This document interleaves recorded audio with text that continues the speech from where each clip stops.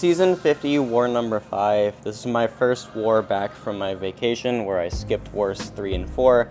And the banned attackers are Angela, Corvus, CGR, Maestro, and Odin. So they definitely went all out on banning Cosmic Champions, but they did leave my best Cosmic Champion on the playing field, which is Vox. And Vox is going to take some really cool stuff this war. I have 3 Vox fights, 3 Onslaught fights, and 1 Kindred fight, which I uploaded last night, but I'm going to break down a little bit more about what happened in that Kindred fight in this video. So, we're going to start on Section 1, Path 1, against Thing on Node 1. I had the option to take this with either Onslaught or Vox, but I felt safer using Onslaught just because he has more control of the regen with Despair than Vox does. But I think you could do it with either one, and it wouldn't have been a massive deal. So every time we throw a heavy attack, we place a Daunted, which is going to increase the damage we do during our special attacks, and it's just Despair fuel, which is the more important part for this fight. So we're going to throw an SP1 after we push Thing to 15 rock stacks and we bait his special, and then I'm going to go for a special 1 right here. I thought my heavy connected, but I was a little late on throwing it, so he ended up blocking it, which isn't too bad. Because Onslaught can't really get his special 1 punished if it gets thrown to the block because he recovers fast enough. But it was a little bit annoying, so it's not too big a deal. We just go for another heavy attack, push him to 15, and then now we want to build to our SP2, and the SP2 has 6 hits in it, so I need to remember that if I'm going to if I'm going to use the special 2 to push him to max rock stacks. So here, he's at 14, and now he's at 15, and now I'm going to wait for a dash and then throw my special 2. Ideally, I do this with the pause active, but it just didn't line up properly because I was going to go red otherwise, but the degens take care of the job, and it's not too big a deal, so there goes that Thing, and yeah, so Vox could have done that as well, but I just chose to do it with Onslaught, and it worked out perfectly fine, so. Okay, here's our first Vox fight, and I discussed this one with my co-planner. He thought the best idea was to use a Power Start 1, which I throw my special 1 immediately, get the Undermine, and then I won't have to worry about any of Guardian's auto block or evade for the rest of the fight, really, because I'll always have clarity. And our game plan was to just avoid Masochism by never triggering it and killing Guardian with basic attacks. This wasn't exactly what I wanted to do personally, because Vox's basic attacks don't hit very weak, but they also don't hit very hard either, and I would like to try to degen him out by triggering Masochism before I throw a special attack, and that's just not what we ended up doing. I'm also just playing bad at the start. As you can see there, I ate an SP1 and half my health is really gone, but at this point we just need to dex the specials consistently. We're getting a bunch of precisions from triggering dex multiple times, so that helps me crit a lot, and at this point, I think I'm going to start blocking SP1s just to be a bit safer, which, maybe I don't need to do because I dex them most of the time, but I also don't want to mess up. So I'm pretty sure that was like the last SP1 I tried to dex. Yeah, go for the block there, and then we're just going to use basic attacks to kill Guardian at this point, which, again, they don't hit that weak, but they don't hit that hard either. So we're going to throw my SP3 after this combo, and then that's going to finish the job. Because his SP3 isn't that weak, especially when you have the Furies, all 10 of the Furies, so I'll definitely take it. I just checked to see what his SP3 actually does, because I never really use it, and it's supposed to turn all of my Corrupted buffs into Corrupted Intensifies, and then it does increase attack rating per Corrupted Intensify, so that's why it hits so hard. So, it's just another way for Vox to deal damage, other than degens, I guess. So next up, we're going to be fighting Killmonger on node 19. So we're staying on path 1 in section 2. And I'm going to throw on a combat regen boost just to top Onslaught up on health without using an actual potion for it. This was a relatively inexpensive war for me, which is pretty nice. I did use a lot of gray boosts, but they're there for a reason, so. This is a interesting matchup because Onslaught definitely places a lot of debuffs for Killmonger to gain power from. But as long as I time everything right, it's not really a big deal. And also, he does a bunch of non-contact stuff, so reverberation isn't too big a deal either, as long as I remember to only use his non-contact attacks, which Onslaught only has like 4 4 actual contact attacks, it would be his lights, his second, third, and fourth light, and his second medium, along with the first hit of his SP1, so that's 5 hits.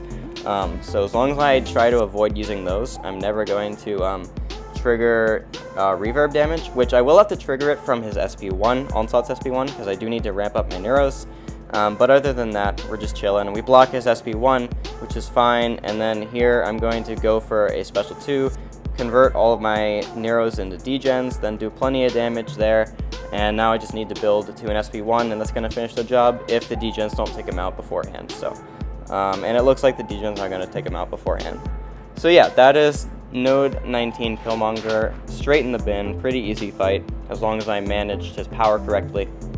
I actually told myself to invul for that fight, and it ended up opting not to, and I wouldn't have needed it anyway, so. Okay, next up is Peni on Node 28. This is a very tricky fight. I had to go through a lot of convincing to let my co-planner have me take this one, because Vox takes damage whenever his corrupted buffs are nullified. So if Buffet ever catches a corrupted buff, I lose 5% of my health.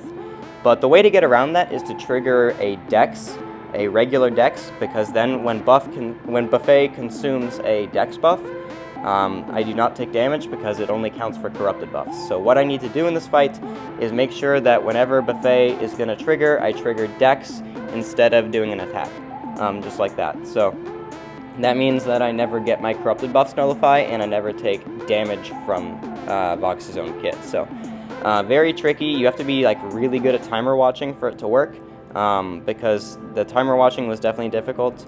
Luckily, it's not a very hard fight once you know what you're doing, and I need to throw my SP1 pretty soon. I'm going to go for it right here, and then I am going to take damage because the Undermine is going to expire and then turn it... Oh, never mind. It happens later. When the regular Undermine expires and turns into Corrupted Undermine, I do take damage somewhere in this fight. But yeah, there's also 2 timers in this fight, one from Buffet and one from Arc Overload, so learning the difference between those 2 is kind of difficult sometimes. That Discord notification was me, not you. I don't know why that made a sound. Otherwise, we just need to get to another SP1. We have a bunch of buffs active. I need to trigger Buffet, which I'm going to do right there. But it did catch my Fury for my medium, which is unfortunate, but it's okay. I go for another SP1, and then once that Undermine expires, I take damage again. But I'm pretty sure that's the last bit of damage I take because the degens are going to finish Peni off. Yeah, so she's about to die because those degens just tick harder every second that they're actually active. And then we finish the job just like that. So, yeah, the fight works. You just have to be very, very careful. And luckily, I was very, very careful. So, that's cool. Alright, next up we have Attuma on Node 37.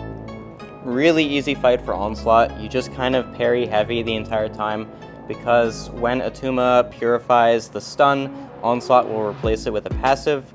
And that passive will allow him to get an extended pause on his heavy attack because Onslaught will always have an extended pause if the heavy attack, the first hit landed when the opponent was not suffering from a stun debuff. So stun passive does let him get the extended pause. So all we do in this fight is parry heavy or parry medium light just to make sure we don't make contact, and then we throw SP1 into SP2 and then he dies. So again, there is one hit that does make contact for Onslaught, and that is the first hit of his SP1. That's the only hit that does make contact we will use in this fight. So now we just parry heavy and go to an SP2 and win. We do have to worry about Attuma's Unstoppable because we are feeding him so many concussions. But that's the only problem in this fight, and we just get rid of it by a simple parry, so it's okay. I just go for a parry there, it's gone, heavy attack thrown, get the pause, and then I'm going to go for a relic into a heavy, and then he's going to die. So really, really easy fight again with Onslaught. He's way too good, dude. I'm so surprised he didn't like get tombed down a little bit, because he literally just destroys everything in the skill class. So next up we have Serpent on Node 44, and when the map dropped 2 days ago, I was discussing it with my co-planner, and we were like, okay, what's the fight we're worried about on the map the most? He said it was 44 Serpent. And then I remembered, hey, I changed my defense last war, and I have Kindred back for a possible attack option now, because someone else in my battle group took their Kindred to rank 3, so we switched them out. And so now I can use Kindred on attack. And it just was so convenient that I took him off defense for the war that this Serpent was going to be placed, because Kindred almost hard counters this fight, because he's immune to both of the hazard shift debuffs. So I just need to play slow and steady, and then we're going to win. All I need to do is know how to fight Serpent, and I am pretty good at fighting him. I messed up the heavy counter so many times in this fight, just because it's so 50-50 sometimes on when you can counter it or not. I don't really understand why, it's just a weird spacing issue.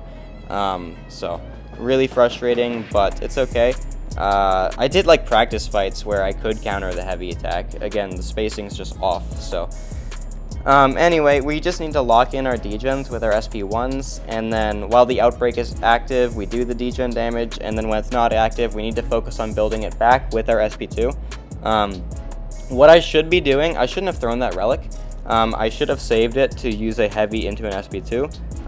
It's not too big a deal, it just means that I'm going to eat another heavy attack trying to charge my heavy into my SP2. So, what I also could have done was charge heavy and immediately drop it when the special 2 activates before the second hit of his heavy comes out. But the problem with that is Kindred's first hit of his SP2 does not have a very big hitbox, so there is a chance that it would whiff. So I didn't want to risk that.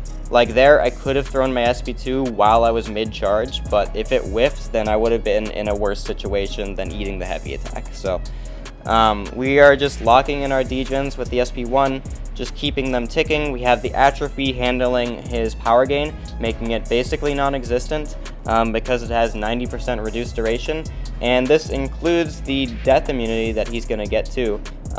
In just a couple seconds. The death immunity is going to trigger, it's going to go away in less than a second, and then he's dead. So, beautiful Kindred fight. Absolutely love taking that. Probably my favorite fight I've taken all season so far. And the Serpent, the god of fear, is afraid of insects, which is very ironic, and I love that so much. So, alright, last up we're fighting Future Ant-Man on node 49 with Vox. I was telling a alliance mate of mine how to do this fight a couple wars ago, and I actually told him the way to do it wrongly, so I'm gonna do it rightly here. And luckily he didn't die, but there was a thing that I told him to do that he should not have done, and it was totally my fault for telling him that, and that is consuming your degens with another special attack. You really want to let them expire, because if you throw your SP1 to get the degens locked back into intensifies, you're not getting any more special attacks that fight, meaning I won't have any more access to degens if I lock them back in. I need to let them expire so that my next special attack will place them back. And so this fight's pretty easy. The hardest thing about it is just getting Future Ant-Man to throw special attacks, because sometimes he didn't really feel like it. But I'm going to go for my initial set of degens. I placed 27 of them, which is crazy. And that's why I waited so long, because I wanted to have a large set of degens like the first time I go for them, so that they can tick him out on their first cycle. And you can see here, this Future Ant-Man is just dead, and I go for a heavy attack for style points, and the fight is over. So that is my 7-fight war. Onslaught, Vox, and Kindred all absolutely crushed it, and we did end up losing the war. We gave 10 deaths, and they gave 6. We could have had a smaller death count, but they cleared the map relatively early, so we realized we were going to lose. And I don't know if we didn't boost properly for some of the ones at the end, but that's our first loss this season. We are 4-1 now. Had a nice win streak going, but it's got to die eventually. And that was our best death count all season. The alliance we played against just played better, plain and simple. They played amazingly, and we just couldn't replicate it. So anyway, thank you guys so much for watching. I hope you enjoyed the video. I will see you in the next one.